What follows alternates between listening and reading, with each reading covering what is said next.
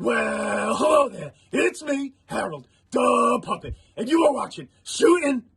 I don't curse, so shooting poop. Yeah. Hey, this is Tommy Dreamer. Shut up. And you're listening to Shoot the Shit podcast. Enjoy it.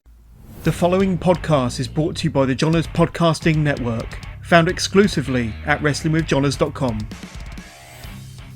Ain't nothing wrong with always being ready. Always ready. You know, there was a wrestler that used that. Some kind of Long Island asshole. Yeah. He An had indie god. He's an indie god. Had a hat just like that. Yep. You look great, buddy. Dude, where do you get this ignorant shit from? I actually bought this directly from Matt Cardona. He's putting okay, I thought it was Pro Wrestling Tees. I was about to say you're putting Ryan's kids through college. I'm gonna do a fucking intervention. Stop giving these motherfuckers your money for stupid shit.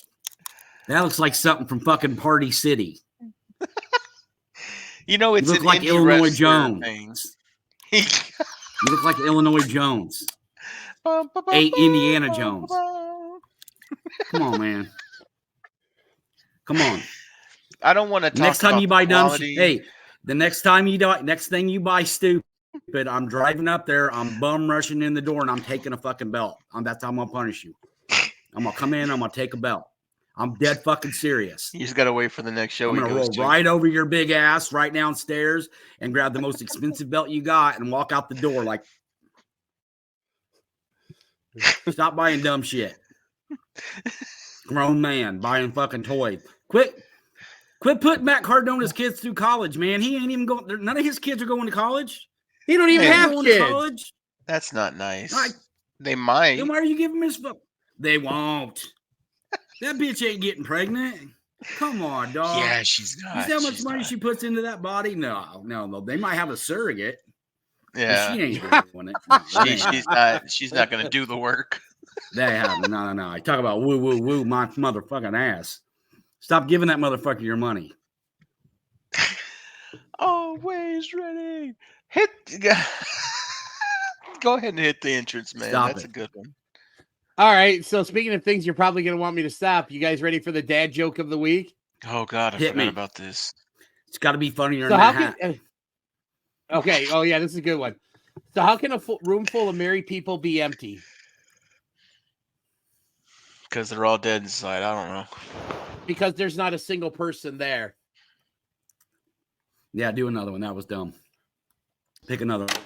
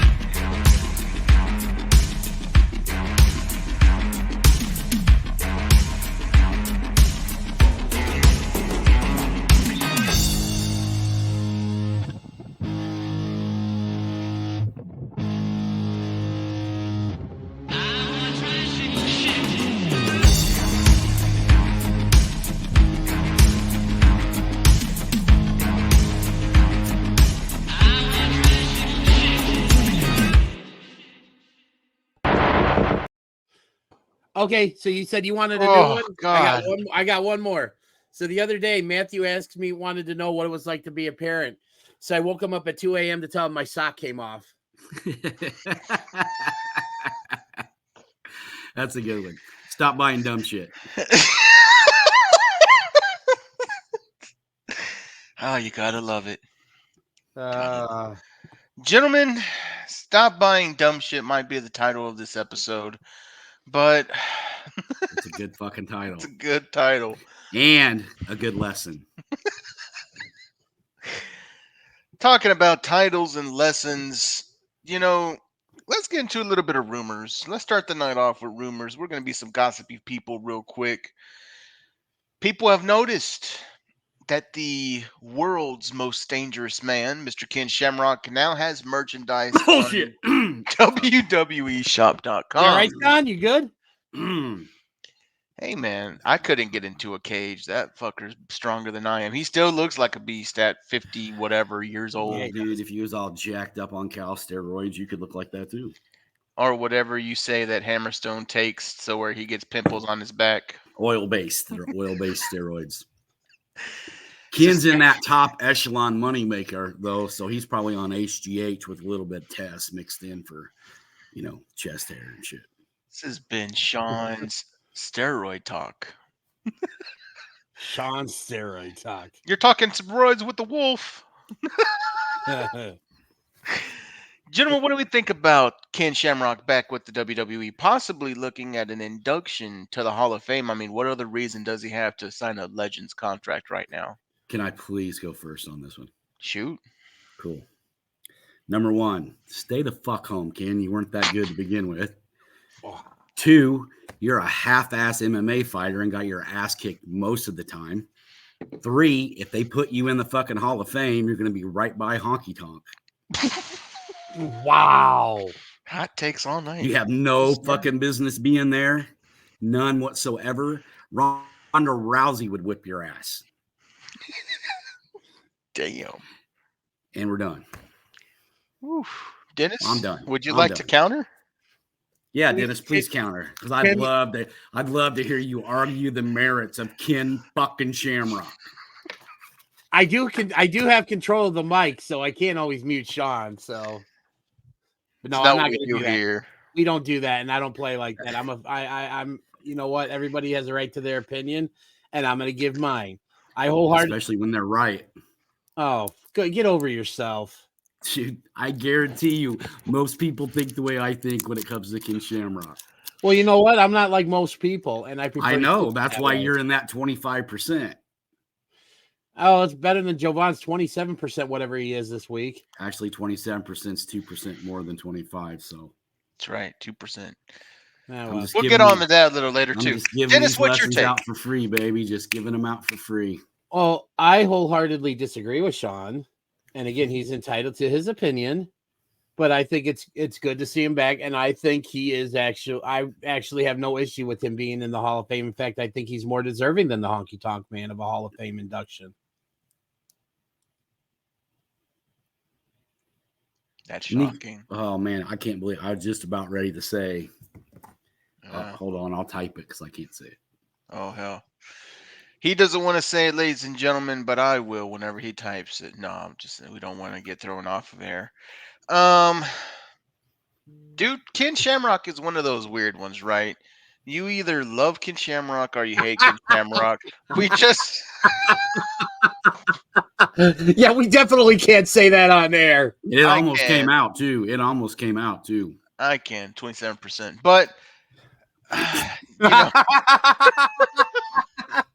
don't, Jovan.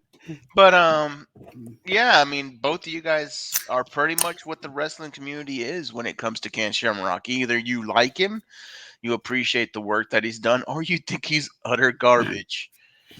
I'm not going to sit the fence on this one, gentlemen. I am not a Ken Shamrock fan. I'm in the crowd with Sean. Silver Wolf up there has kind of hit it on the head. His wrestling career was nothing to be, applauded for. His WWE time was sucky. What was it? Maybe 2 years max. It was about 2 years. The biggest thing he did was put over The Rock, which everybody was doing at that time. Maybe what's that? Lions Den match was really cool. That's the only other thing that I could think of Ken Shamrock actually doing what was worth a damn. Then his time in TNA, where you're like, God damn, just go home. Stay home. Why are you still doing this? The guy's only claim to fame is that he beat a broken and beaten up Royce Gracie in UFC 2. That's it. That's all he ever did. And that was after Royce beat him the first time. Yeah. After Royce whooped his ass the first time. Yeah. And Gracie went into that fight injured. Yeah. Severely injured. The best fighter with the last name Shamrock is not Ken, it's Frank. Sorry. Your opinion. So, Oh, dude, that is not an opinion. Ask any MMA watcher. Frank Shamrock, 10 times better. I don't watch MMA, so Yeah. really, I'm going to yield to you guys on that. You guys know way more about that than I do. So. Well, I mean, Frank and waxed an entire division and then fucking said, "You know what? I'm going home." And I'm gonna give you. Well, I'm not gonna give you that, but I am gonna make this point to what you said. You know, I joke around about Honky. I joke. I mean, he really did have one of the longest intercontinental reigns in history. He was up until Gunther. He was a tag champ with Greg Valentine. Actually, he never won the tag titles with Greg Valentine. They didn't win. No, he just had that intercontinental title reign. Okay. Anyway, he had a long run, longer than a 2 year. I mean, if you only have to be in the business 2 years to get into the Hall of Fame and have a mid career, and he did. Like, you could, I understand that you like him, and I'm not going to give you shit about that. I mean, these are the kind of guys you like, and that's fine. I appreciate that. I really do, because somebody's got to fucking cheer for them and give them their money. But 2 years, a 2 year career in the WWE, losing most of your matches. He had an intercontinental reign for like what, 5 seconds? Yep. Right. Oh, he had it for a 2 year career. Months. It was a few months. Captain fucking literal. You know what I mean? It was a short reign. It was a very, very short reign. Shorter than my 2%. Go ahead, Sean. 2 years. That, and I mean, tell me that doesn't make the Hall of Fame look like it already looks worse. Yeah. He's there with the Birdman, Coco Beware. Oh, God, no, he's not. At least Coco could wrestle. Coco could wrestle. Gentlemen, let's part our feelings aside. Get it, Sean. Get it, Wolf. It's the Wolf flight right there. Let's put our feelings on Ken Shamrock aside, man. It's soon to be seen if he actually does get inducted to the Hall of Fame, which, of course, at this time of year, any legend coming back on the Legends deal, you automatically think Hall, right? Hall of Fame is going to be in Philly, of course, side of WrestleMania this year. Give me one person that you guys want to see inducted into the WWE Hall of Fame in Philly. The wise man, Paul Heyman. Very safe pick. I was gonna say that, but I'm gonna go ECW as well too. I'm gonna go with Tommy Dreamer. Is Dreamer still technically doing something with Impact? He's their head booker. He's backstage, but that won't stop them from inducting him. No, because he's not physically wrestling.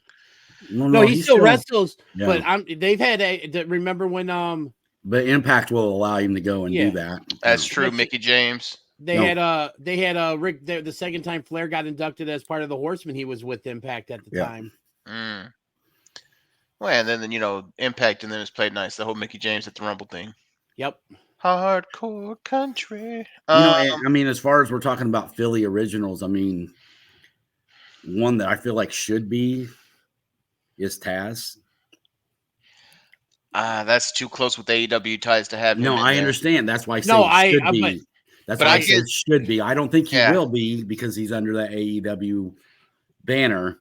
Now, but he should be. Dennis, is Mikey Whipwreck in the Hall of Fame? No, he's not. We're talking ECW, man. You don't get much more ECW than Mikey Whipwreck. Come on, dude. You motherfuckers are killing me. You are killing me. Okay. Next thing you know, he's going to throw out a comment about his background because he's going to have to carry us through the show. Let me retract the Mike Whipwreck. That was funny. Why don't we get the guy that swept the floors? We should get the guy that swept the floors from ECW. He should go in the Hall of Fame too. That was actually my next pick. Is Raven in the Hall of Fame?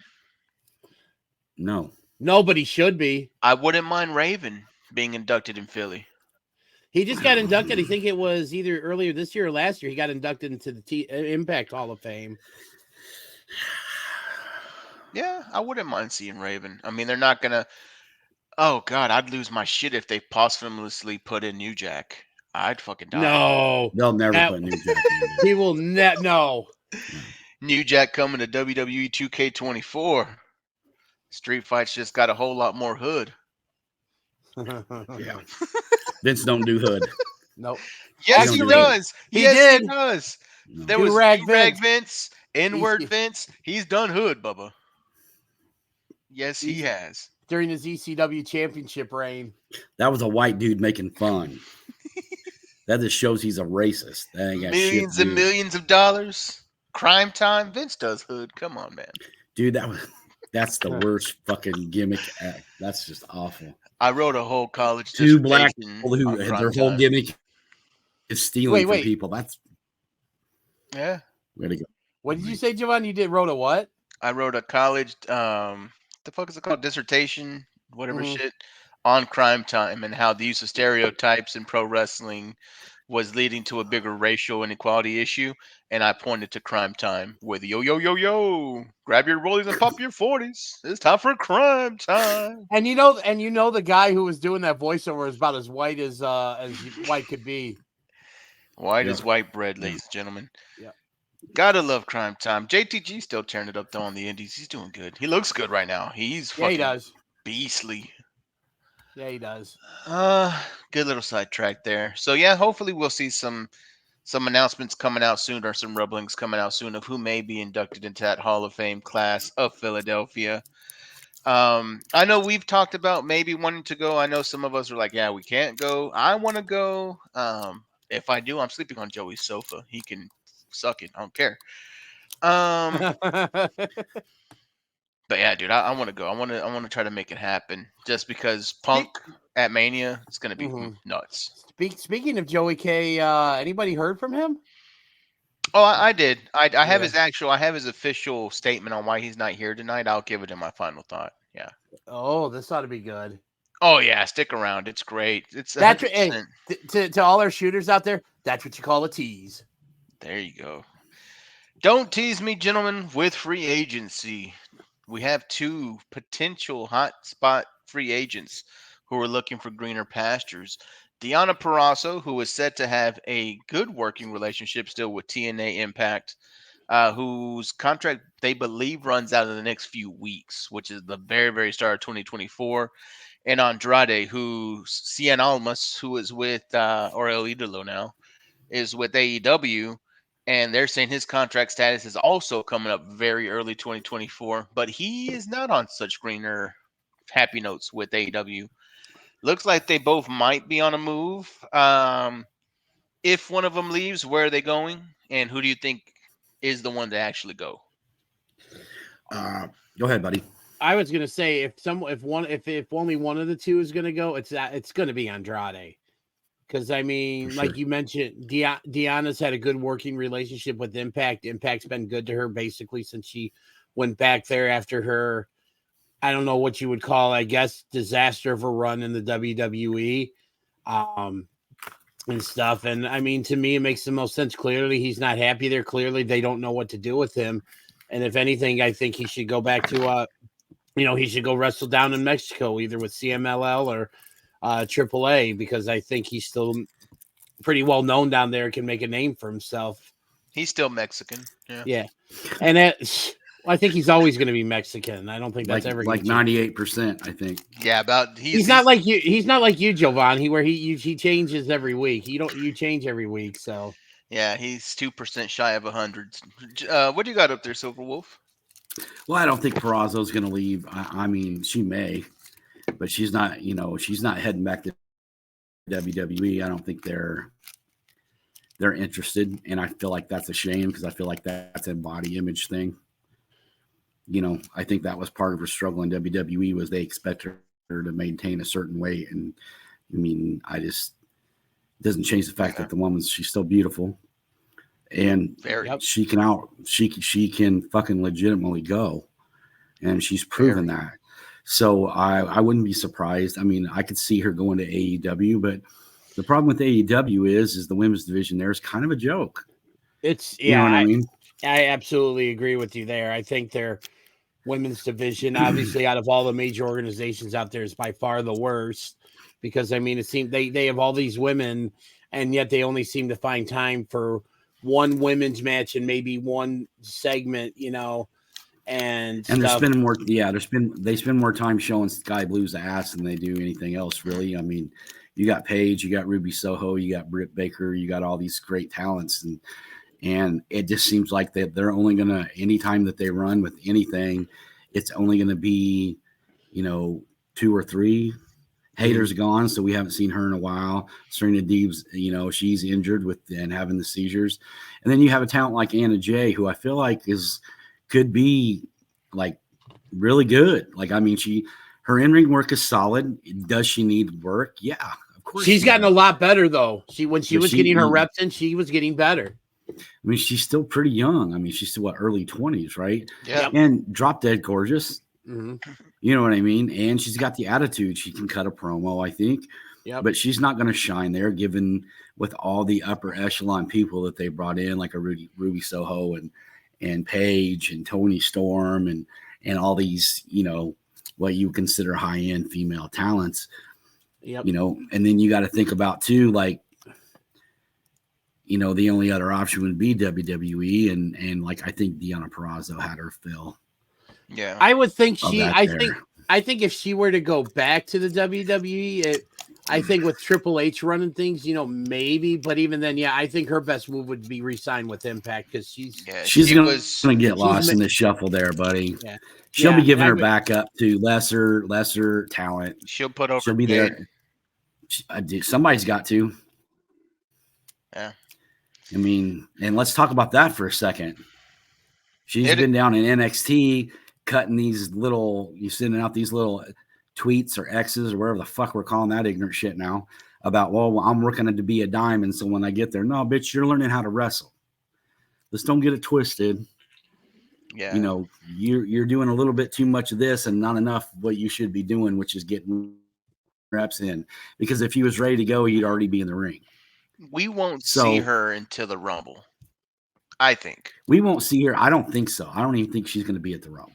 That's the earliest I'm thinking is the Rumble. Yeah, I think she shows up at the Rumble. I think that's her debut. I'm with. I think Paul Levesque took one look at her and went, "What the fuck did we just do?" Yeah, but I mean, then who would have vouched for her that much that they didn't even watch her wrestle before then? Cody. Yeah, it had to have been Cody. I think it was one of those deals where, like, dude, there's nothing but upside with her. I think we can all agree on that. I mean, she has the look. She's very, very athletic.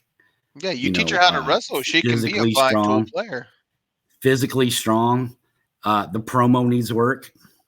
She's not real believable when she's on the mic. It's a lot of that same bullshit of just kind of talking herself up. And I think the girl's biggest problem, it's all here. She just, in her head, she's ready. She's a star. She's already a star. And like I said, this is the WWE, man. It's sink or swim time. Well, they had her on a 50-0 fucking winning streak. That's why she thinks she's a star. I understand. They Goldberged her ass. But me and you both know that was over how many? What, a year and a half, 2 years? She did those 50 matches. Yeah, talk about fucking. She don't work house shows. They weren't doing house shows. All they do is TV. But talk about being unfucking grateful, dude. You get a monster push. You get the Goldberg treatment, and as soon as your contract's out, you tuck tail and run to greener pastures, knowing that you're greener than fucking baby shit still. And here's the thing, dude, and wrap your brain around this, okay? No loyalty. She was a champ the entire time. Yeah, the entire time. Yet she never wrestled Britt. Nope. Jamie Hayter. Nope. Toni Storm. Nope. Who's some other ones? Upper echelon female talent that she didn't wrestle. It was like Red Velvet 6 times. I don't think she ever wrestled Gray Sheeta. like 3 times. I don't think she ever wrestled. She never wrestled Sheeta. Nope. Yeah. Riho. Riho. Who's just came back. Or whatever, yeah. So I don't think she even got in there with Nia, and Nyla Rose goes through whoever. No, she did wrestle. I think Nyla won. I think she did wrestle Nyla. But the reason why that worked is because Nyla really isn't all that good either. Oh yeah, I know she's not great in ring, but she's a good look. She's all power. I mean, yeah. She's a monster. I mean, yeah. Awesome Kong 2.0. Kong could Awesome wrestle. Kong was way better than Nyla Rose. Not even close. Yeah, I love Awesome Kong. I did too. I didn't enjoy her Karma run, but Awesome Kong was great. But like I say, and then with Andrade, man, I think, dude, if you don't go back to Mexico, he should go to Japan. He has the talent, the build, the size, the attitude. They put somebody with him over there, he will get over in Japan because the guy can flat out work his ass off. He actually, and he's been over there before because I think that's actually where wasn't he the first Intercontinental Champion? Yeah, he's a member of the LIJ, which is in AEW too with his brother Rush and Listo.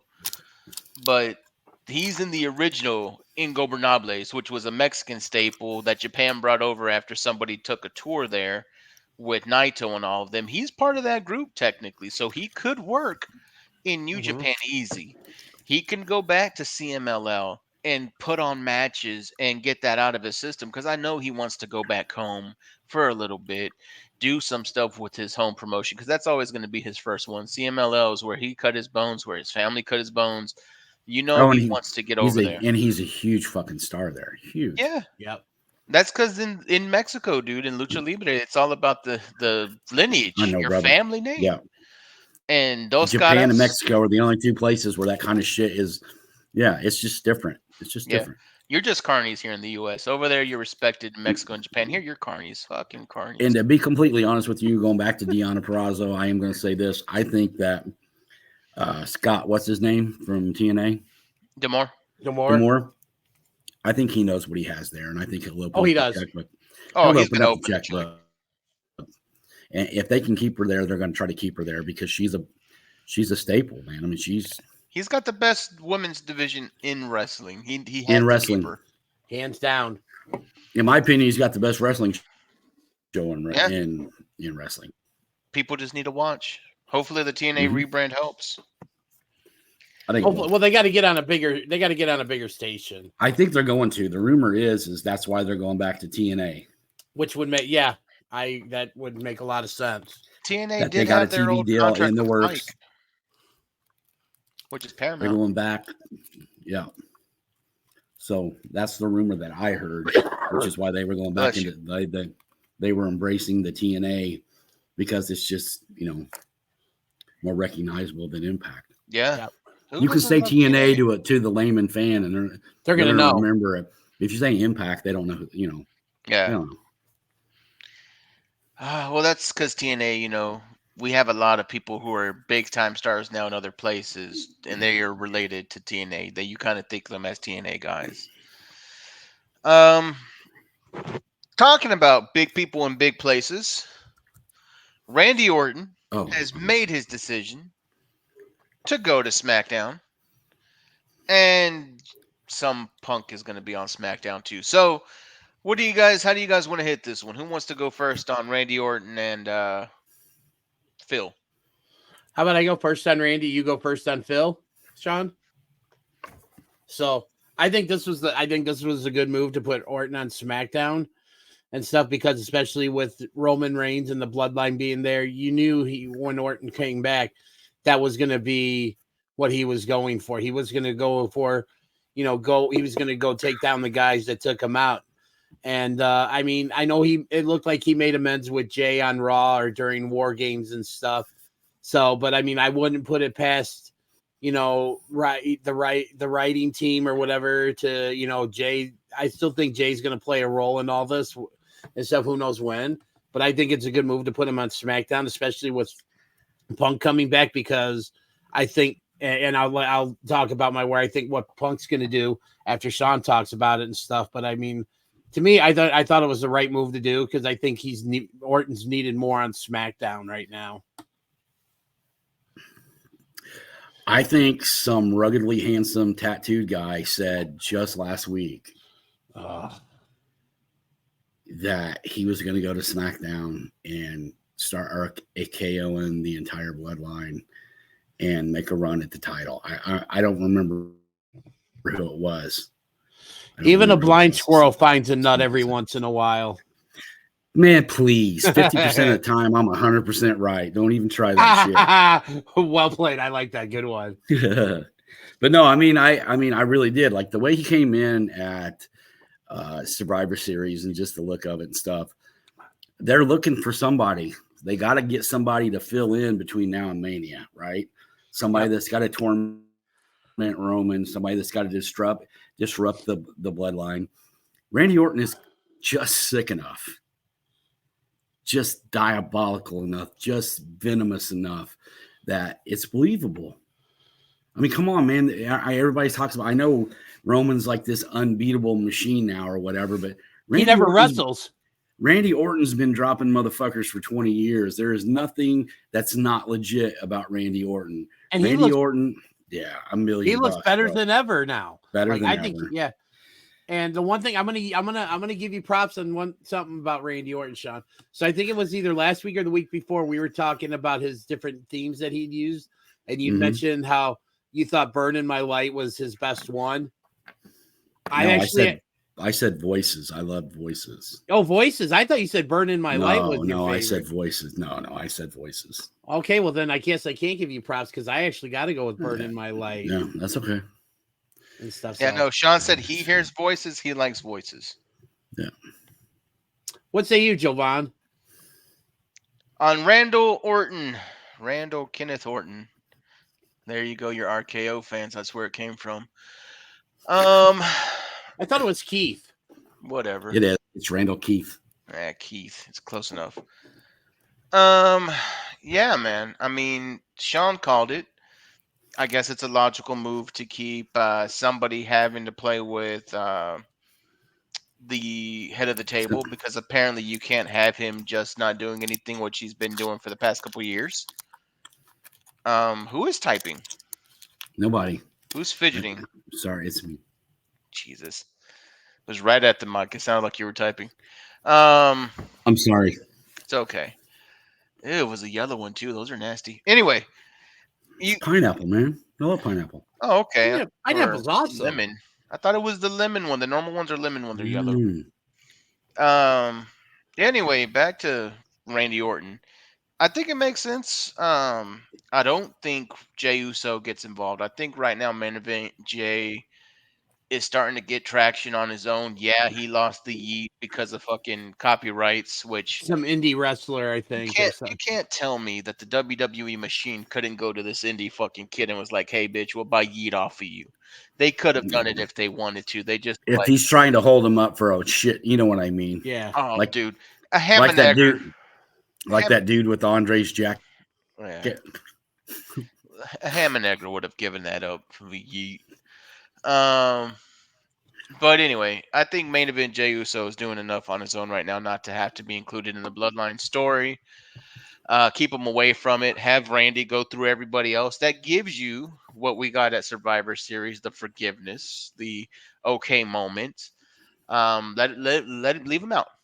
Have Randy go through the Bloodline. Have him. I would actually really, really interested in to see him and Solo because it would give me shades of him and Umaga.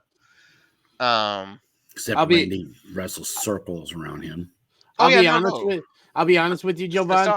I think that's what Orton does at Mania. I think it's Orton versus Solo at Mania. Hey man, I'm down. But yeah, no, definitely the right move for Randy Orton. I'm interested. It'll keep me watching SmackDown, which has been the better show for at least a while now. Hit it, Sean, with your boy Charles Manfred. I don't know. We're going to see what happens tomorrow night. He's going to be on SmackDown. I'm not really sure what's going on with that, unless they're just bringing him there so he can. Well, it is tribute for the troops, so. Well, okay, that would explain it. Then I didn't realize it was that.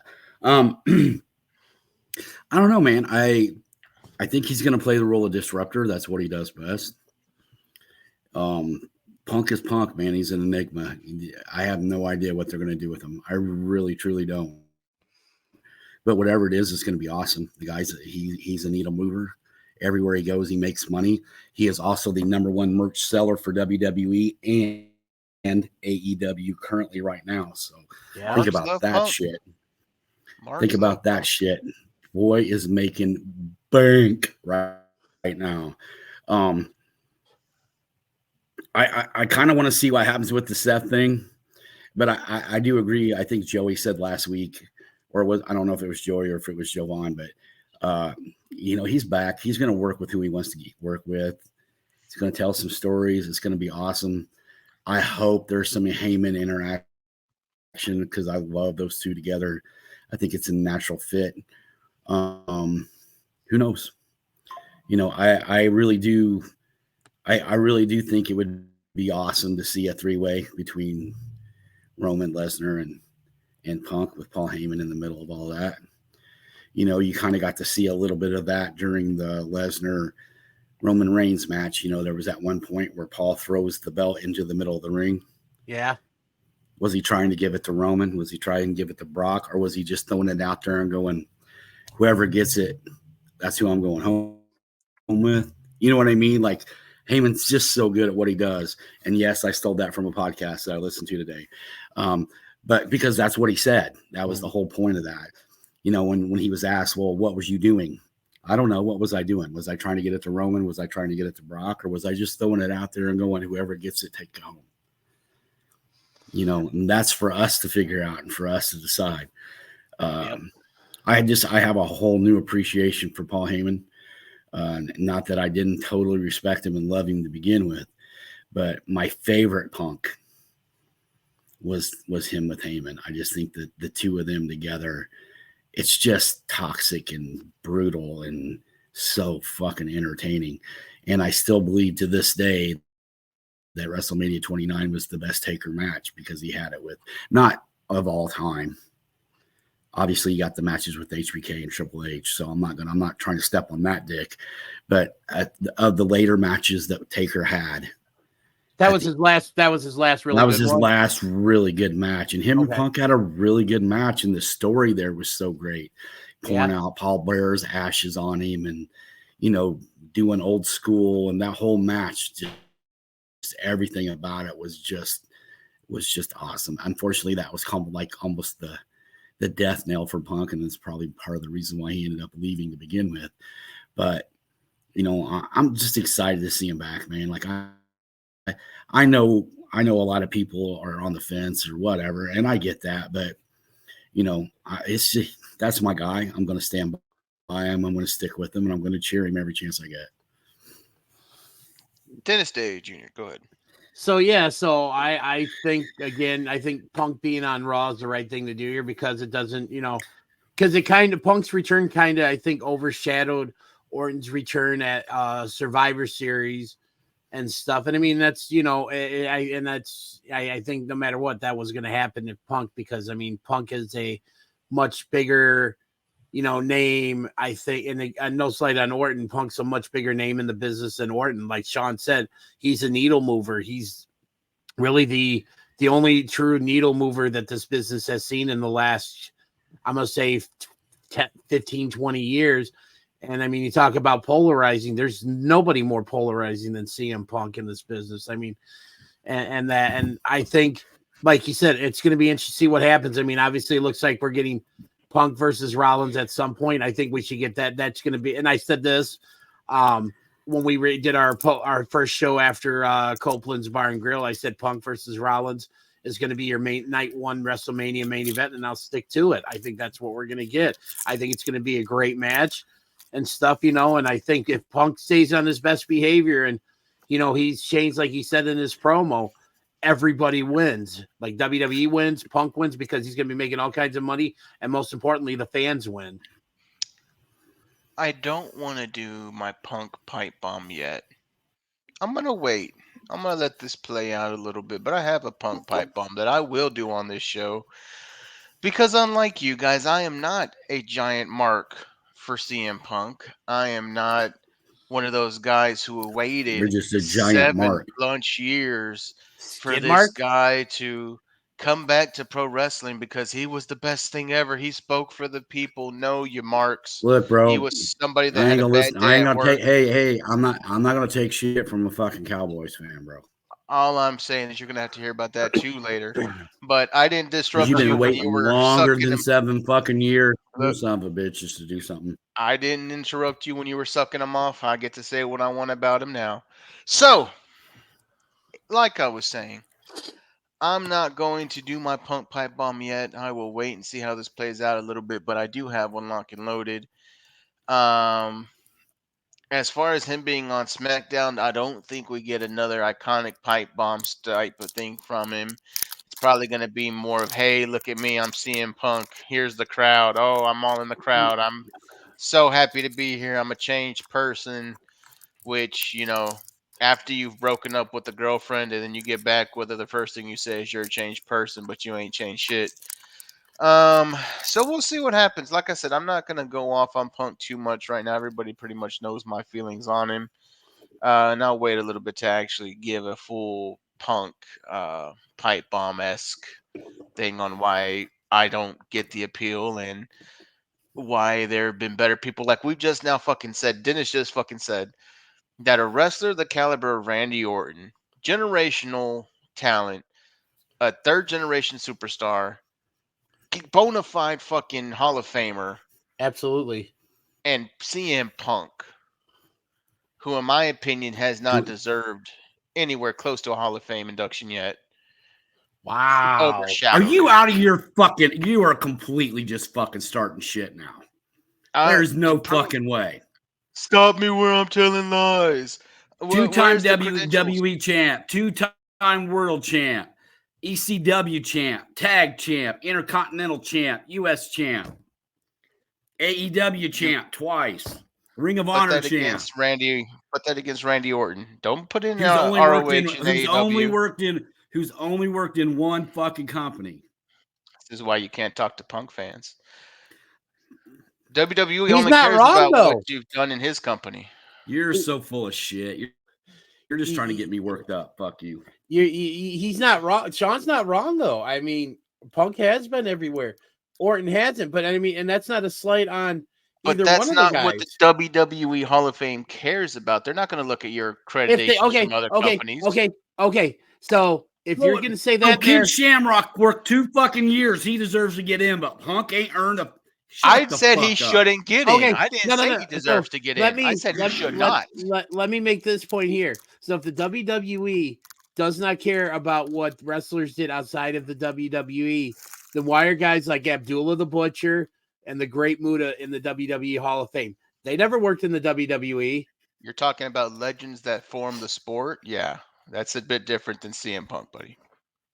I gotta disagree with any of this one, hot one. Chicago people, I swear to God, think that this dude walks on water. That's okay. I'm gonna leave it alone. But you're saying two-time. Randy Orton is a 10-time WWE champion, Actually, four-time world heavyweight champion. And again, and nobody's all together. Nobody's saying like Sean's not downplaying Randy Orton's accomplishments. No, and that's just the thing. You can't say that it stacks up to him and CM Punk aren't apples to apples. Whoa. You're saying I'm not a Punk fan. He don't deserve to be in the Hall of Fame. And that's fucking bullshit, and you know it. I'm saying if you look apples to apples, Randy Orton has had a better career than Punk. So just because in the WWE. In what fucking world?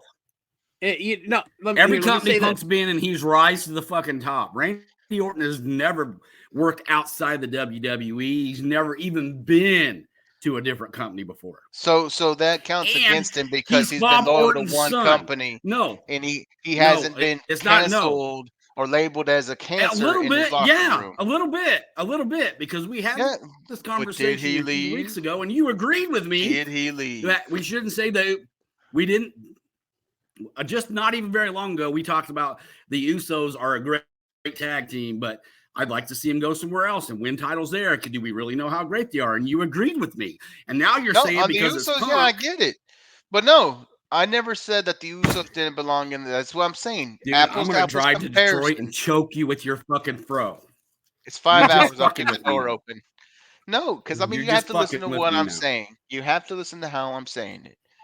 Apples to apples, Punk to Orton. You can't tell me that Punk gets in over Orton. I don't think Punk is deserving over Randy Orton.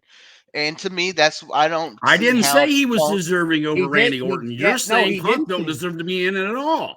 He don't. But it's okay. You're out of It's your okay. fucking mind. You guys have your You feelings. I are know Punk gets completely out of your a fucking mind. very hard person to talk about with people who love him and people who don't love him. That's fine. I Hey, get it. and you know what? In my defense, You I get have been nothing saying- because you like honky tonk. you know what? Go fuck yourself. But anyways, as I was trying to say, I've come out and said I like Punk. I'm not as big of a Punk fan as Sean or Joey K, but I've gone on record to say that I like CM Punk when this whole thing Jeez. was and stuff. But I've also been critical. Like I said, Punk absolutely, have with the issues with AEW, which we've all talked about ad nauseum and stuff. I'm just saying, and I think Sean's trying to say this too. He's not saying that Punk deserves to go in over Orton, because I wouldn't agree with that. I think Orton deserves to go in before Punk, but like Sean said, Punk deserves to go in too, because if it's just, to me, I'm with the Sean on this one to a certain extent. We'll have to do a list by list because Punk. I get everybody loves the guy. Punk is, what Daniel Come Bryan on, had man, for that's- 1 year, Punk had for his whole run because people really bought to the character, which is great. That's what you're supposed to do. You're supposed to buy into the character. You're supposed to buy into the wrestler, and that's what makes him great. But Okay. I You're don't just talking see out it. your ass now. I don't see it. I know you guys You're do. just You love talking him. out That's your fine. ass. You can love Punk all you want. I don't see it. In my opinion, I don't think he's deserving. You guys know he does. That's fine. Whatever. Hey, that's great. It's neither here or there. So that's why I can't talk Punk on this show. I really can't. Cannot talk Punk Well, on this you show, which is could fine. if you weren't I being so know fucking full of shit about it. I could if I said what you guys like. He's the greatest wrestler No, ever. no. He's the best. Dude, He's the best in the world. Whoa. Period. When have I ever said he was the greatest wrestler ever? I have never, ever said that. Not once. I don't think any have of I us ever would said that ever he's the greatest wrestler. would ever say that. Does it taste like Pepsi? That's All I I've need ever to said know. is he's one of my all-time fucking favorite wrestlers. That's all I've ever said. Does it taste like Dusty Pepsi? Rhodes is one of my all-time favorite wrestlers. He wasn't the greatest worker in the world. He could work his ass off, but he wasn't like technically sound like Daniel Bryan or as smooth as Ric Flair. But could he put asses in the seat? Could he fill a house? Could he tell a fucking story? Yeah. Just like Punk. Exactly. I'm not doing a Punk to Dusty Rhodes comparison because there is no Punk to Dusty Rhodes comparison.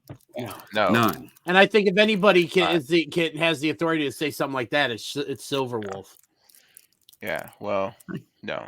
There's not a comparison. Dude, it's very rare that me and you are getting along and agreeing more than me and Jovan. Yeah, you know what? Actually, hey, Sean. Like you two live in Chicago. Hey, Sean, I'm actually just as scared of that as you are, probably. It's crazy. It's like the Chicago guys love Chicago made Punk. It's nuts. But to get off of CM Punk, I don't know that Dennis loves him. I don't know that Dennis loves him. I think Dennis likes him because he met him and he was nice to Dennis. But also, I appreciate what he's done for the business. Yeah, but Dennis has never been as big a Punk. Dennis doesn't not like anybody. There's been a lot of people that Dennis probably shouldn't like. He likes. There are people out there, maybe not in the world of pro wrestling, that I do not like. Jovan, you know one of them. Actually, you know two of them, but I'm not going to name them. Not to go here. I'm going to have to put you in timeout. Talking about timeout, gentlemen, let's go ahead and switch gears. I'm tired of talking about Punk and getting Sean's blood pressure raised and having that little vein on the side of his neck pop up. No, I went to the gym. That's what it is. That had nothing to do with your stupidity. Oh yeah. Okay. Well, I'm happy. I'm happy you felt good. Yeah, stupid bitch. There it is. It's been a couple of episodes. It's been a while since we've had that. Where's the soundbite? Yeah. Hell, it's never got recorded, so we'll have to use a live one. So yeah, you can only keep asking for so long before you just fucking forget. Hey, I turned mine in. I turned mine in weeks ago. Oh, I know. I have not done it yet. Yeah. I apologize. I'm so sorry. I'm so sorry.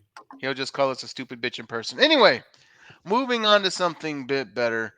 Next week. If it looks like a duck, talks like a duck. It must be a stupid bitch. Next week, AEW is bringing in the Von Erichs I to love promote the you, new movie. Love you too, man. And to kind of get the boys out there. Ross and Marshall, who have been killing it in MLW, are going to hopefully get a tryout. I think Sean said he thinks it's going to be a tryout. I would love to see it be a tryout. Oh man. But the Von Erichs in AEW, gentlemen, what are we thinking about that? Go ahead, bud. Sean, so for me, it's obviously it's a tie-in for the movie with which I think all of us are really excited to see. And from what I've been hearing, it's been getting really good reviews. I think if I'm not mistaken, Sean, didn't Kevin Von Erich approve of the movie? Well, I mean, he's the only Von Erich that could approve of the movie. Well, but I mean, they just the have fact that he did, extended family, yeah. Daughters, wives, that kind of stuff. You know what I mean. But, But no, I think it's a great. I mean, obviously it's in Dallas, so it's a perfect place to have them come in to promote the movie. And hopefully, like I said, it is for a tryout, because if for our shooters out there, if you have not seen the Von Erich boys, Ross and Marshall, go do yourselves a favor, go on YouTube and find some of their stuff that they did in MLW.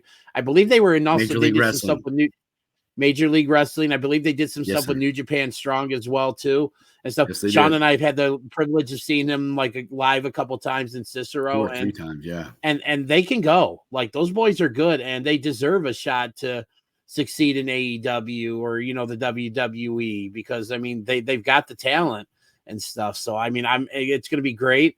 I'd be I am interested to see how this what kind of role they play, if it's a one-off thing or whatever. But I mean, why not? I mean, the Dallas is Von Erich territory, and Tony Khan. I mean, despite a lot of times we're often very critical, and rightfully so, with some of the things that he's done. But I mean, he knows, like, when he's in certain towns, like, to put on stuff that are going to get the people out there. Like, they just announced recently that Sting's last match is going to be in Greensboro, North Carolina, the same place where he had his very first match with Ric Flair, which is essentially what put him on the map. I mean, he does have flashes of brilliance and stuff, and I think this is a smart move to bring the Von Erichs in for while they're in Dallas next week. You didn't say that right, dude. It's going to be in Greenville, North Carolina. Sorry. All right, yapper. Go ahead, Sean. Well, I mean, I think it's the nostalgia of it. For those of us who are old enough to remember, and those of us who were raised in a household where they were gods, man. I mean, I don't, unless you were alive during that time, you will never truly understand how over these boys were. I mean, they were the end all be all. Mm-hmm. I mean, their show was pirated into India. Wow. That's how big they were. Like, the illegally transmitted and watched overseas. That's how big of an influence they had. And it wasn't just the boys wrestling. It was the things that they were doing in world class. They were first ones with multiple cameras. They had cameras in the ring. They were first ones to play entrance music for their performers. Yep. The storylines that they did. I mean, they sold out Texas Stadium, I don't know how many times. Texas Stadium for a wrestling show. Okay. That was not done. That was long before Vince ever thought about taking over the world. They were already doing it. I mean, Fritz Von Erich and his company down there, them boys were getting paid. They were making great money. And yeah, it's a tragic story, and that's what's so sad and sad about it, but also so compelling. It's like these guys had just the world by the tail, man. They could have done anything, went anywhere, and accomplished so much. And just the pressure, I think, of a father that was kind of headstrong and, raised in an era where that's how you raise boys, and, talented kids who were given way too much, way too early, and I've seen Kevin's boys wrestle, like as Dennis said, in Major League Wrestling.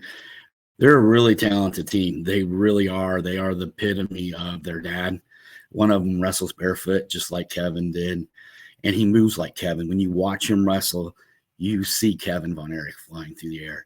And Kevin, of all the brothers, I know a lot of people, you know, that they say that David was probably the most talented, and I would have to agree with that. And Kerry was the most popular, but my favorite was always Kevin. Yep. Just, I mean, the guy just had this amazing body, an amazing wrestling ability, and he was just tough. Like, I mean, legit tough. I don't mean fake man, you know, pro wrestling tough guy. I mean, he was legitimately a tough man. And the proof of that is that he's the only one still alive. Yep. While the rest of them couldn't deal, he could. So in one way, I'm kind of, you know, I feel like maybe it's Tony Khan. Yeah, he's kind of capitalizing on it, which is what Tony does, of the nostalgia around the movie and bring him in. I heard it was a tryout. I hope they get an opportunity to wrestle there. They're a talented young group of boys. They're a solid tag team. They could be solid singles wrestlers as well.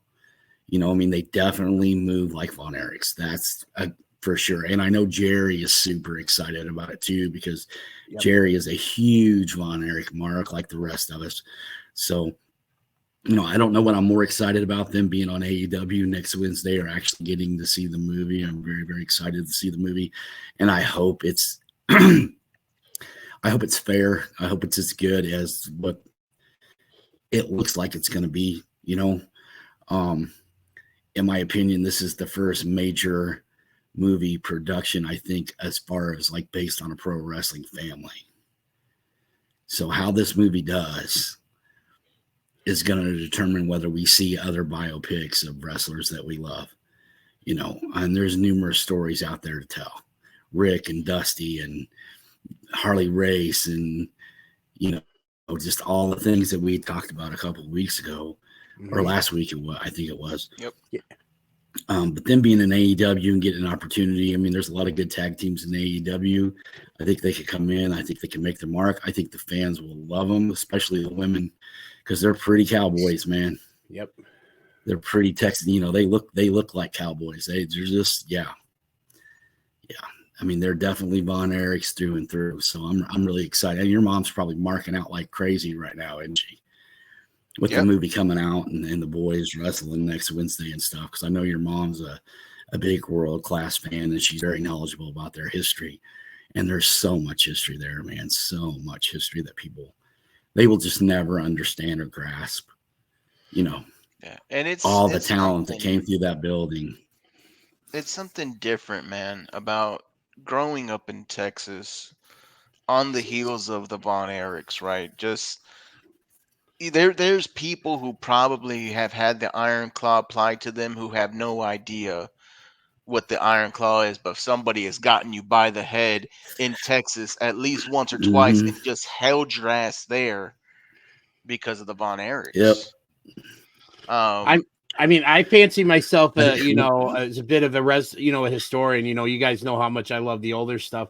And I'm unlike you guys, I really didn't grow up on world class. So my knowledge of world class is very limited. So that's kind of why I've taken a bit of a backseat and just listen to you two talk, because you guys really know what you're talking about when it comes to this.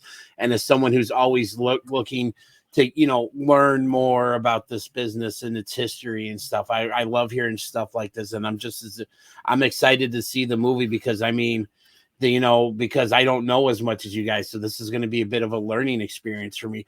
And I'm going to give you a quick little story here. So a few months earlier this year, or no, it was last year. I can't remember when. I think it was like about a year and a half ago, something like that. I was off work. You know, I just had my second knee surgery and I was itching to get out of the house. So friend of the show and a really good friend of Sean and mine, Patrick, came to, you know, visit me and stay with me for a few hours and stuff. Cause, you know, I'd been cooped up in the house and stuff. Went out to lunch, you know, he drove me and we came back, and I watched for the first time ever the cage match with Kerry Von Erich and Ric Flair, where Gordy slammed the door and, you know, and Kerry's on Kerry's head, which basically started the Freebird versus the Von Erichs feud. And Christmas Eve, baby. Christmas Eve. And I had never seen that Day. match. Sorry, Christmas Day.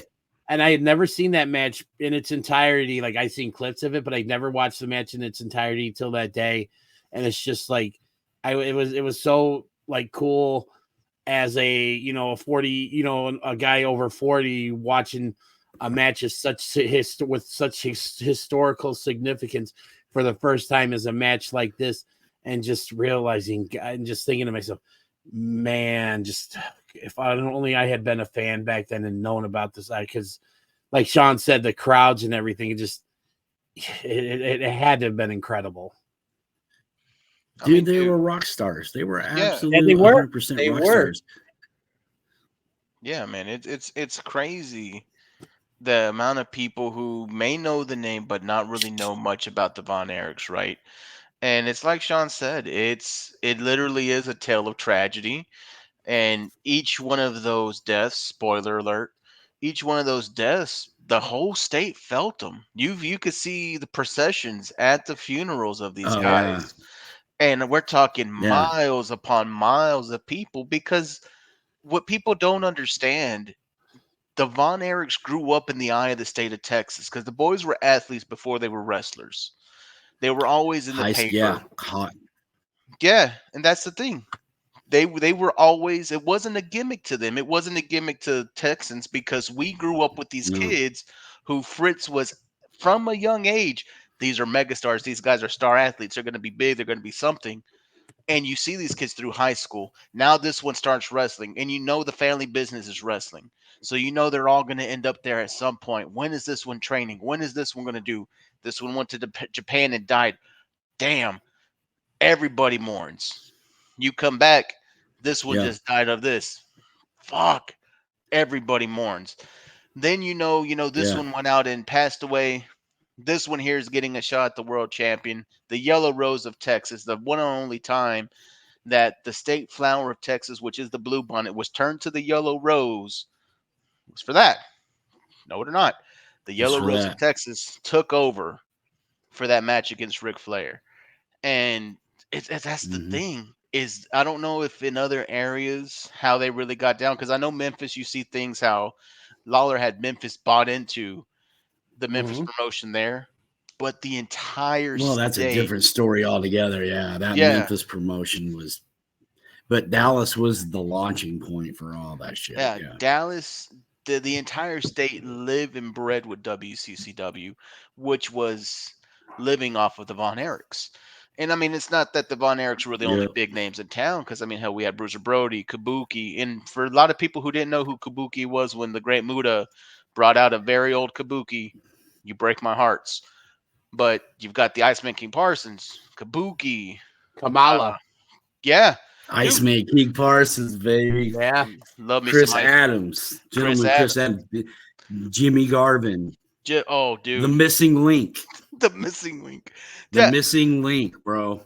All these guys coming out of WCCW was something else. And, these guys were getting over, but the main show was the first family of Texas, who really were the Von Erichs. Until, the point of where it was just Kevin, Texas was Von Erich country, dude. But. And I think, too, the reason why that, not only the boys dying, but I think the reason why it fell off, it just hurt. It hurt too much to watch. We couldn't see it without. I only lived in Dallas. Yeah, I only lived in Dallas for a very short time. Like, I mean, a very short time. It was like the beginning, the summer before my 7th grade year. And I think by spring break of that same school year, we had moved to Tucson. So I'm talking months that I lived in Dallas, just months. But in the short time that I was there, David passed. And I remember watching, because Friday night, 10 o'clock, Friday night from 10 to midnight, World Class Championship Wrestling. Saturday morning from 9 to 11, World Class Championship Wrestling. Saturday night from 10 to midnight, World Class Championship Wrestling. And then Sunday, they had a 2-hour show in the morning. I remember my whole family eating biscuits and gravy and watching, World Class Championship Wrestling. So my mom loved Kevin Von Erich. Quick question for you, Sean. So you just mentioned quick question. So you mentioned about Friday night, Saturday morning, Saturday night, Sunday morning. Was it a repeat of the same show, or were they putting out like 4 different shows? Like, how was? No, it was a different show. It was a different show. Fritz taped. They probably recorded the Sunday show.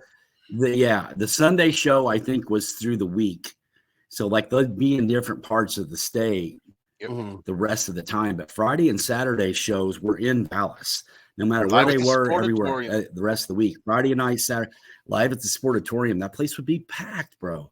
Packed. It was a glorified barn house, dude. Oh, dude, it was a, they call it the world thing. It was a stinky, rat infested. It was like a fairground building. It wasn't used for rodeos. Hot as your ass hot. Yeah, I mean it was hot, like hot. There was no air conditioning. Yeah, it stunk. It smelled like cigarettes and cigars and ass. Wrestling cans. Worse because they had. There were so many people. Yeah, dude. Yeah, it was a sale barn. There was cattle and horses and shit on the other side of the building. But I remember, like, I mean, the whole city mourned. Like, I remember the day they announced that David had passed. Like, it was heavy. Like, it was really heavy. And I remember watching that Sunday morning. Remember they did the videos, or they did the video clips of all the guys, just broken up over David's passing. And they came to Michael Hayes, who at that time was the leader of the Freebirds, and the feud that these guys were wrestling each other every weekend, just beating the horse shit out of each other every weekend. It would either be Terry and Kevin or Michael and Terry, just like they were mixing the 3 of them up, or they would be a 6-man match. They'd be best 2 out of 3 falls. And they'd just be, they'd come back from a commercial after 1 fall, and the boys would just be sitting on the turnbuckle waiting to start the match again. Remember?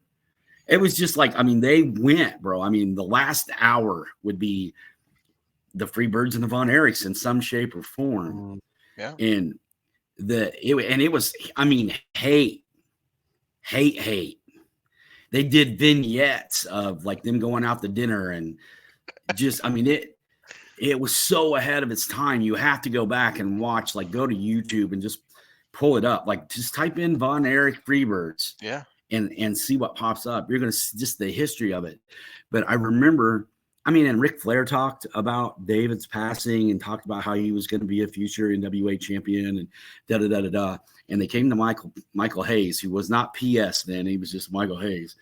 And he said something along the lines of like, I'm really sorry that this happened and da-da-da-da-da, but I can't say that this is going to end our feud with the Von Erichs. He kept it even in the death of David Von Erich, they made him stay kayfabe. Yeah. And he was crushed. If you watch the World Class Championship documentary on the network, if you haven't watched that yet, watch it. It's great. I'm gonna have to go back and watch it again. You're gonna have to. There's a point in there where they were talking about, talking to Michael Hayes and Jimmy Garvin about like, how'd you guys feel when Kerry won the title? Were you happy for him? Da, da, da, da. And Michael Hayes said, like, we really didn't care. We just missed David. Yep. There was a legitimate friendship there. You don't kick the shit out of each other for a year and a half straight and not end up being friends, man. They just had so much respect for each other, which is why it was such great storytelling. 2 years kicking each other's ass over the microphones. That's why we're friends. For sure, man. You gain a respect for each other, man. You do. You do. Think about all your greatest feuds in history. Rick and Dusty love each other. Yeah. Edge and John Cena love each other. Yeah. You can't really count anything Hogan did because they all hated Hogan, but because they always hated Hogan. Yeah. But no, everybody will tell you if they're friends in wrestling, you're gonna go harder. You're going to go harder because they're your friends. You can trust them. You're not going to get hurt. And I think at one point, one of them said, and I don't remember who, but and they work, dude. They work stiff. Yep. World Class was not a joke. You talk about strong style in Japan. They were doing that shit in the 80s. They were beating the shit out of each other. Their only rule was don't break my teeth and stay away from my eyes. That was it. Yep. That was it. Other than that, it was fair game. I mean, go back and watch those matches, dude. They're stiff as shit. Yep. They beat the shit out of each other. Oh, stay away from my eyes. Sorry, man. I can talk. Well, I can talk about this No, world class shit. we're We're gonna do an old school night one day. we got to do a world class night, man. I'd love to do a world class night. I think it'd be awesome. Dennis will have to watch some world class so he can get into it, man. There's a lot of good stuff out there in world class. It's on the network. Just start watching some episodes. I'm gonna watch that. I'm gonna watch some of that. And I'm gonna watch that documentary again. Get you some. You watch the documentary. Missing Link. Watch the documentary, bro, and then just go on YouTube and just start pulling shit up. I'm telling you. All right, some good stuff. You'll go down a rabbit hole. I swear to God, you will. And no, Dennis, there's guys there that you'll love because you like those kind of gimmicky, like the Missing Link. The Missing Link. The guy was like 6'8", and I mean carved out of stone. I've seen pictures of him. Yeah, he looked intimidating. And his gimmick was he had shaved head and then he had a ponytail, and he would grab his hair and like headbutt people and just knock them the fuck out. He was a monster and agile as fuck. If you're a fan of world class wrestling out there, I'll give you a little bit of Too Hottie trivia.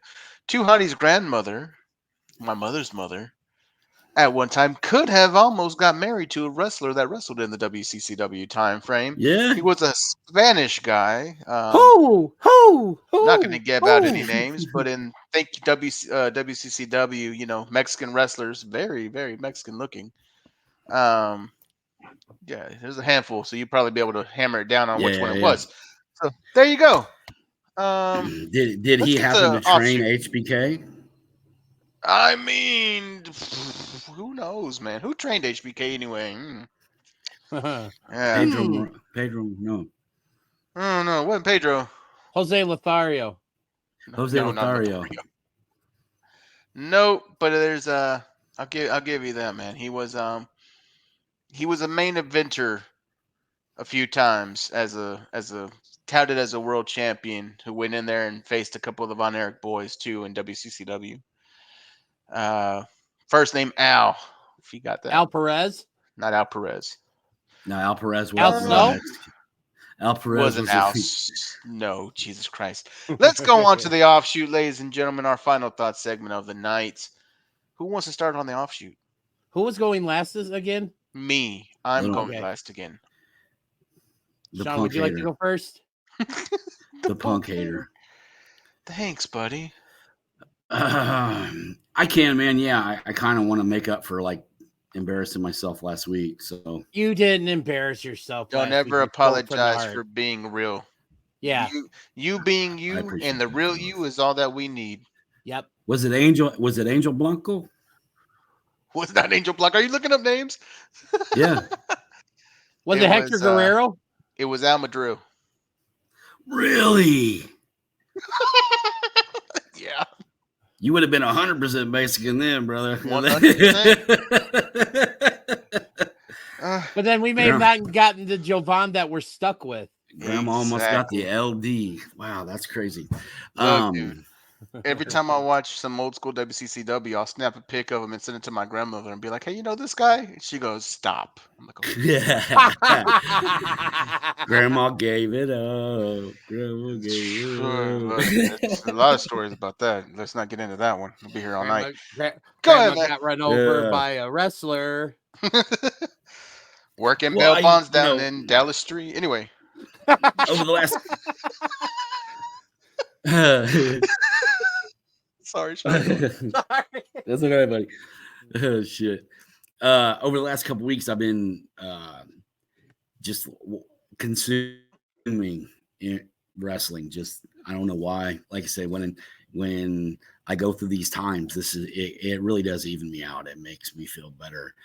And with the new movie coming out, like I've been watching a lot of the old stuff, and I'm really, really excited. I hope we do get to do a world-class show. I wouldn't mind doing a 2-part show on that. I think there's enough information there and enough stuff to talk about that, you know, once we get everybody up to speed on what it was and what it meant, that, you know, it would be it would be a good time and very informational for some people who just don't know that, these guys were, rock stars before pro wrestling became mainstream like it is now.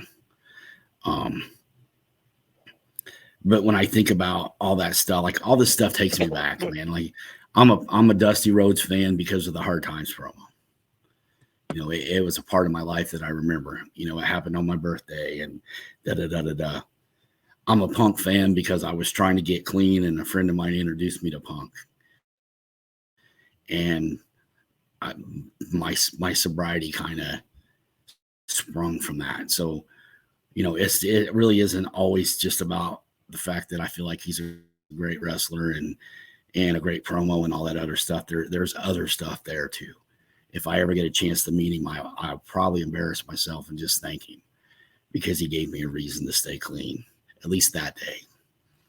And then I look at, Randy Orton coming back and Triple H taking over and running WWE and just the history. There's so many memories and so much stuff that's happened that for my life, I can always go back to that time in my life and what was going on transversely in the wrestling world to my personal life, because it's always interwoven and connected. And when I think about this time, like this time currently right now, 10 years from now, when I'm, a much older man, and I'm looking back on it, and hopefully we'll win our, second 3-year contract with Sirius XM or somebody making good money, making a living doing this. I can look back on this time and go, this was the turning point for me, to where I went from somebody, who, very grateful for my life, man. I am, I'm blessed. I truly am blessed. My kids are healthy. My grandbabies are healthy. I love my wife. She loves me. My stepkids think I'm pretty damn cool, and that's saying something. I got a lot of great friends. I got a lot of people around me who care for me and love me, which is not something that I had 10 years ago. And that all sprung from my relationship and my friendship that I made with Dennis, and it all brought me to this point. And if it wasn't for that stuff, like, I don't know, who I'd be or where I'd be at. But I know now that I'm finally at a point in life where, for the longest time, like, I didn't feel like I deserved it because I was still kind of carrying around all this stuff from years past. But just you go through these things, man, and they break you down. They just do, and that's life. I'm not, singular in that. I know it affects everybody differently. We all have our things. And it's kind of opened my eyes to, yes, there was a lot of negative in the past, but there was good stuff there too. You know what I mean? I had 5 great kids. I got grandbabies. I've met some wonderful people along the way. And did I make mistakes? Yeah. Did I let them down? I did, but I'm no different than a lot of people. In the sense of, I must be doing something right. I get to do this every week with my friends, my brothers. I got another brother in Indiana that, 4 or 5 years ago didn't even know he existed. And I have one now. I have another brother up close that he just lives right over by Dennis, like right over there. That's taken me a lot longer to earn that friendship, but it was a friendship that I wanted to earn, and I'm glad that I got to. And then, Jovan and Joey, getting to meet these guys and just like having them as part of my life and as friends. Not just, we don't just do this once a week, man. We talk every day. This show goes on this show is always going on. And trust me, some of that shit's funnier than what we put on the screen. So, my God, just for the record. But I'm a pretty lucky dude, man. I'm a pretty lucky dude. And I'm very, very grateful and thankful for what I have. And I don't take that for granted, and I'm not going to ever. You know, we do this, we do it because it's fun. We do it because we love it. And we do it because we hope that somebody out there is listening and somebody can see that we're not just a bunch of jackasses. Like, we really do know what we're talking about. We do. It might come off like bullshit sometimes, but when it gets down to brass tacks, everybody on the screen, even the one who's not here, all know what the fuck we're talking about. We love this shit. We love it. And we wouldn't debate it as passionately as we do if we didn't. So every week that we get to do this is just another week of doing what we love to do. So thank you guys for watching. We appreciate it. We hope there's more of you. We really are trying to bring the best content that we can bring and doing it in a way that's different from everybody else. You're not going to see us interviewing people. We're just not, it's just, we talk too much shit about everybody. I don't know that anybody would want to come on our show and be interviewed by us, but I just, we're different, man. We're just different. I'm me. Joey's obviously him. Jovan's always going to be that guy. And Dennis is who he is, man. And I love him for it. It cannot be, this is not a joke. It cannot be easy walking through life as optimistic as that man is. It just can't be. I guarantee you he's been let down more times than he's let other people down. And I know because I've been one of those guys that have let him down in the past. I've done it. So all the respect in the world to that guy, all the respect in the world to Joey. We have lives, man. We all have shit. We all have shit. And we're all just doing our best to get through it. And if doing this every week brings anybody a little entertainment stuff, then I'm going to keep on doing it. Yep. I'm not letting you start again because I'm not going to follow that bullshit every week. Oh,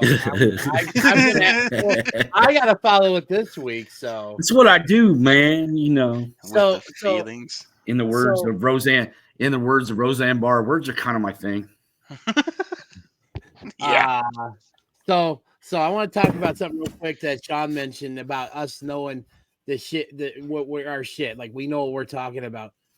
The 5-star trivia machine, it's not just a gimmick with me. Sean can vouch for it. Jovan can vouch for it. That's legit. I've actually got a WWE Hall of Famer that would vouch for the 5-star trivia machine. Sean knows who I'm talking about. Should be Big whoop. Mark Henry, baby. Yep. Should be too with the Godfather. Yep, that too. Yeah. And stuff. So you kind of pissed him off though, didn't you? A little bit. Oh, that was fun though. Oh, that was fun. How many hoes did I come out with? Like, motherfucker, what? Oh, I think it started off when the first question that was asked was his entry number in the 1993 Royal Rumble, and I nailed it because I just actually watched that match. I would not even knowing that was going to be asked. Like, I watched that match probably maybe a couple weeks prior, so it was fresh in my head, and he just was like, the look on his face when I nailed it exactly was priceless. But going to what I was talking about, and if you guys you two may have seen this if you ever check out my Facebook page, because this is something that I talked about last Saturday night.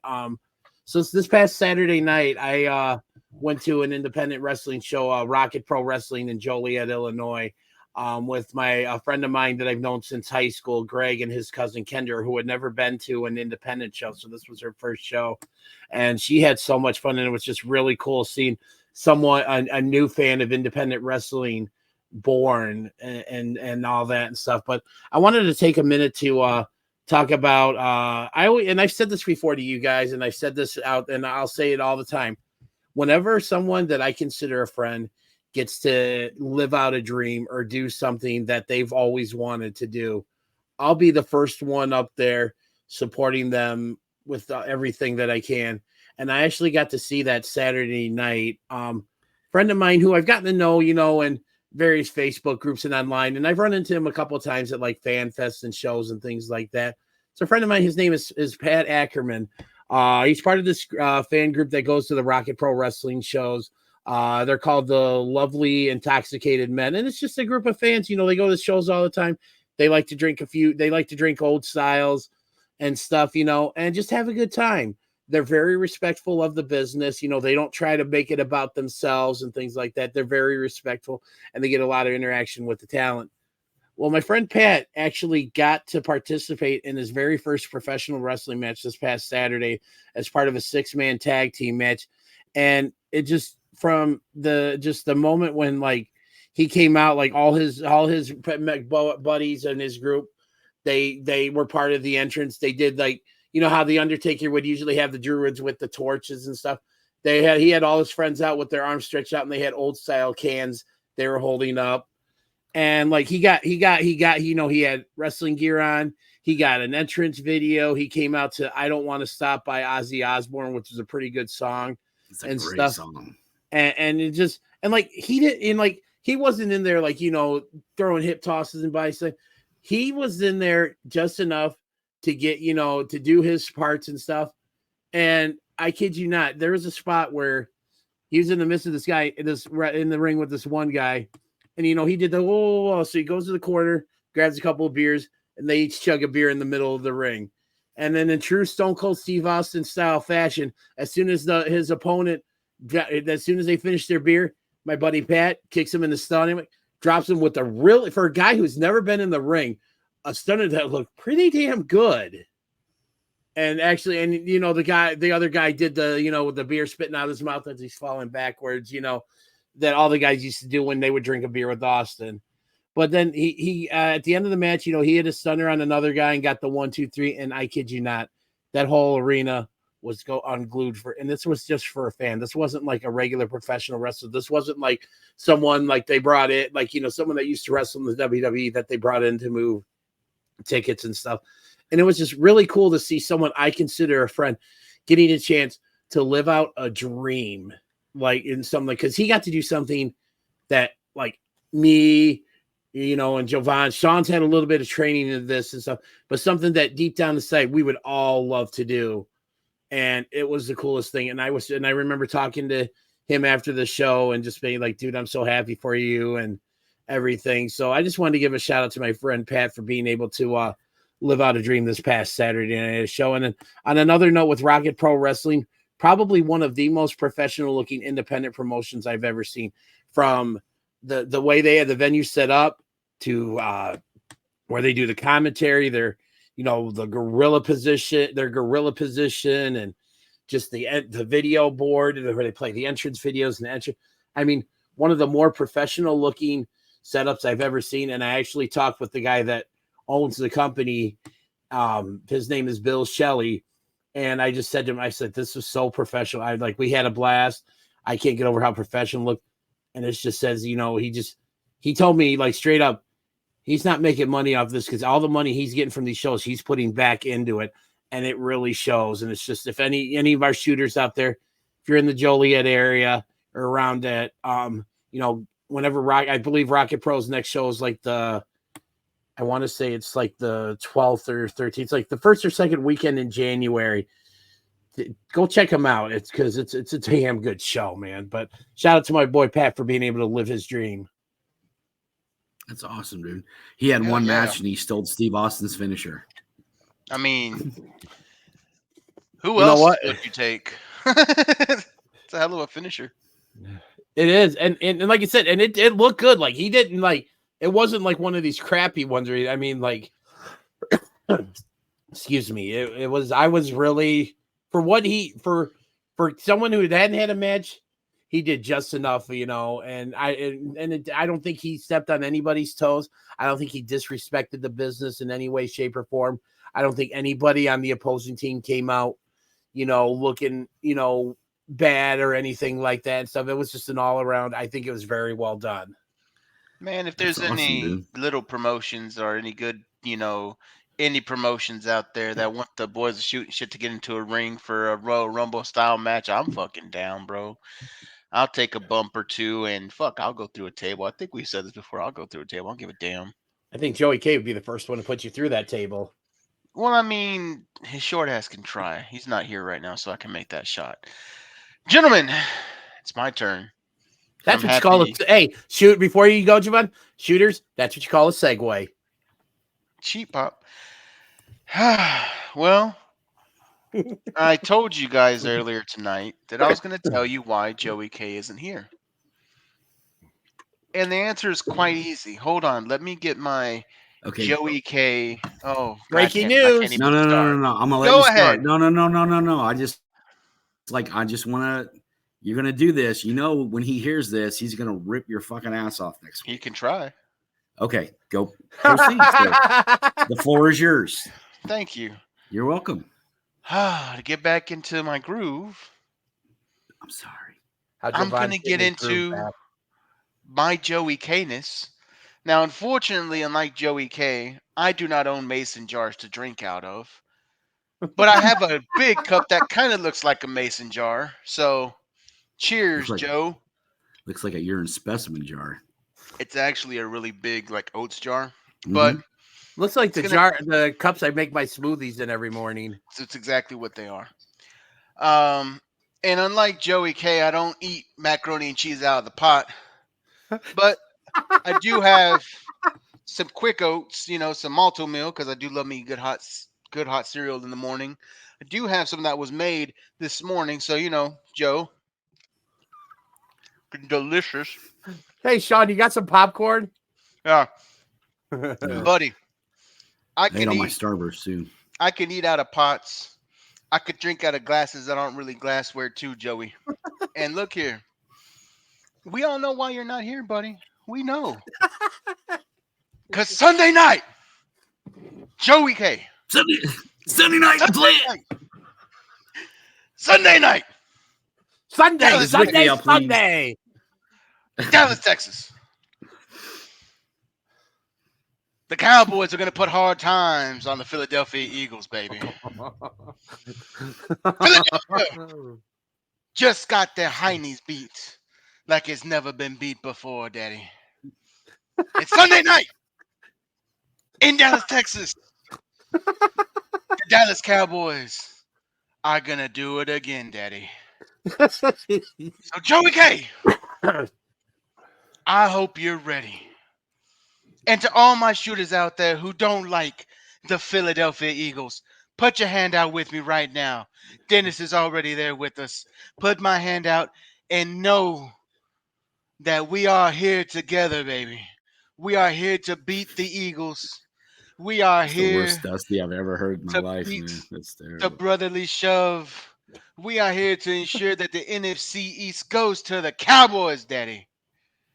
Now, Joey K, I'll rate your response next week on Shooting Shit right here from Detroit, Michigan. Hit the music.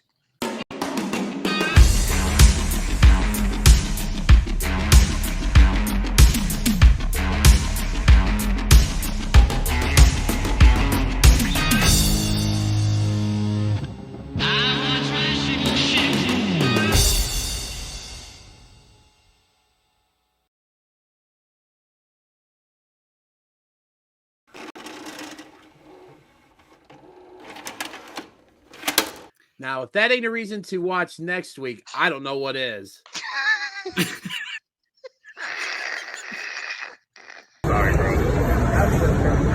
Legends of the Ring Sting, man. This is a great figure, old school figure. Looks great.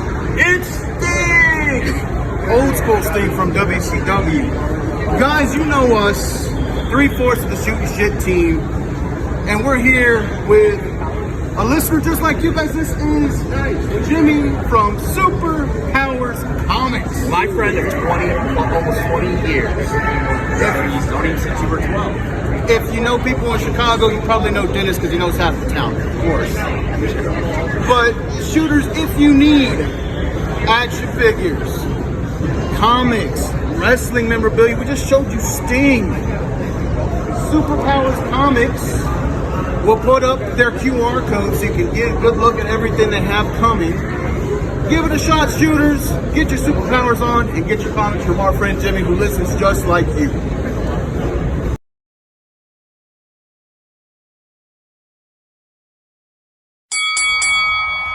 Hit Attention wrestling fans and fans of Shootin' Shit podcasts.